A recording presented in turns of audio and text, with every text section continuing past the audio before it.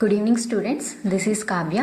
In today's class, I'll explain about Zener diode as a voltage regulator concept and then I will explain you another topic. First we will see this. Suppose I'm having a LED.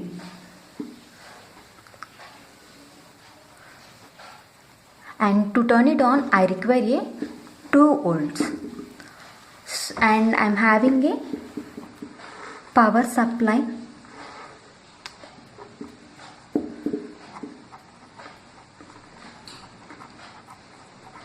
which varies in between 1 volts to 5 volts. So if I connect this power supply to LED directly like this, then this LED will be blow up. So to avoid that, I am placing a Zener diode here. Why I am placing Zener diode here, we'll see now.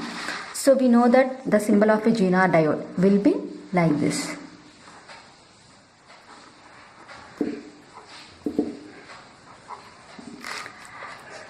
And VI characteristics are, for reverse bias I am drawing, will be like this. So at a very low voltage it starts conducting, and this also is very constant voltage. At let us assume that it is a 2 volts. So it is very highly doped Zener diode. So at very low voltage it starts conducting. This mechanism is known as a Zener mechanism. At below 2 volts it is slowly conducting the current, which is a low current.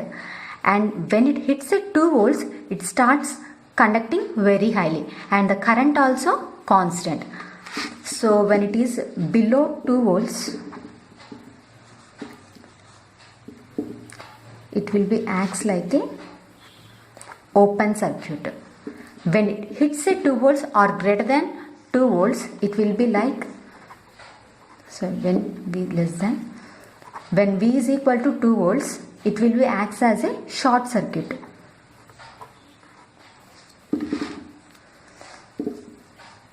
So if I place a Zener diode here across the LED,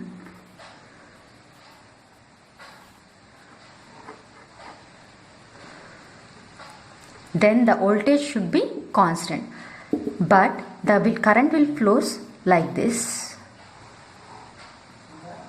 Then the power supply will be blow up. So to avoid that, I am placing a resistor here. A resistor, a Zener diode, and then our LED.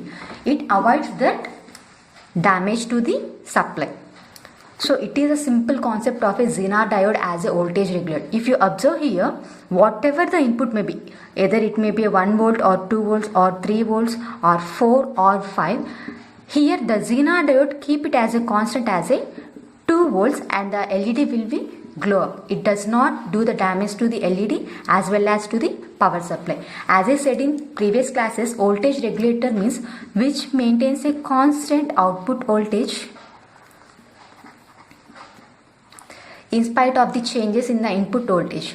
So this is how a Zener will be works as a voltage regulator. Now we will see another topic, that is DC voltage regulators. So basically they are classified into two types. They are like series voltage regulator and shunt voltage regulator. So in our syllabus we are having only series voltage regulator. We will see. So it is the block diagram of a series voltage regulator. Here we are having a 5 units. They are control unit, amplifier unit, comparison unit, reference unit and sampling unit. Now we'll see what happens in each block and the work of each unit. So initially we are having a sampling unit. So the work of a sampling unit is it picks up the sample of output voltage and gives it to the comparison unit.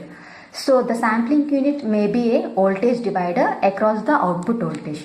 And then we are having a reference unit. So reference unit will produce as a reference voltage which may be a constant over a wide range of current. Usually we will use a silicon. Why? Because silicon is a constant through the wide range of a current. and then we are having a comparison unit. The name says itself, comparison unit, which is used for the comparison purpose. So it compares the reference voltage from the reference unit and output voltage from the sampling unit, and it produces a signal which is a difference of this two, and then it gives it to the amplifier unit. So this amplifier unit will amplifies this difference signal. So it should be have a high gain. Usually the amplifier unit is a CE amplifier. In most of the cases, single stage CE amplifier will be acts as a amplifier unit as well as comparison unit. And finally we are having a control unit. So it utilizes the amplified difference signal to maintain the output voltage as a constant. These control elements may be a series regulator element and shunt regulator element. So it is the concept of a series voltage regulator. Thank you.